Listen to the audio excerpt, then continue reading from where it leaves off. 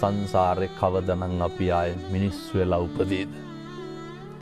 මිනිස්සෙකුට ප්‍රියශීලී විදිහට කතා කරන්න පුළුවන් වෙන්නේ මිනිස්සු වෙලා ඉපදුනොත් විතරයි. අඬ දබර වෙන්න කෑකෝ ගහන්න ඒවට ඕන තරම් ආත්ම තියෙනවා. දැන් බල්ලෙක් තව බල්ලෙක් දැක්කහම මොකද කරන්නේ? අපි වගේ කොහෙද යන්නේ කියලා අහනවද? බුරාගෙන පනිනවා. හපන්ඩොට්ටු වෙනවා.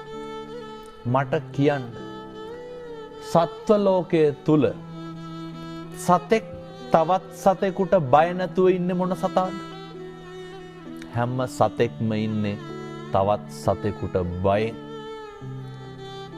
හැම සතෙක්ම ඉන්නේ තවත් සතෙකුගේ ග්‍රහණයට ලක් වෙයි කියලානේ. පැහැදිලිද මම මේ කියන එක මනුෂ්‍ය ආත්ම භාවයේ තියෙන වටිනාකම? මේක තේරුම් නොගන්න තාක්කල් බණහන එකේ අර්ථයක් නැහැ.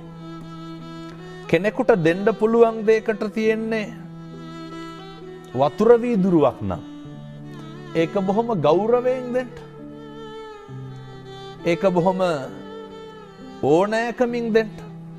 මෙහෙම දේශනා කරන්නට හේතුව තමයි පින්නතුනේ අපිට සංසාරේ කවදානම් ආයේ මිනිස්සෙකුට මම මේ වතුර වීදුරුවක් කීවේ මේක බොහොම සරල දෙයක් රුපියල් 50ක්වත් යන්නේ නැහැ.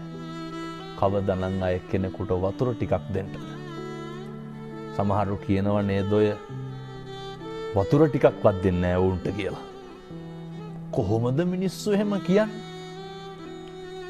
ඒ වැරදි අඩුපාඩු වෙන එක ඒ මිනිස්සුන්ගේ වැඩ.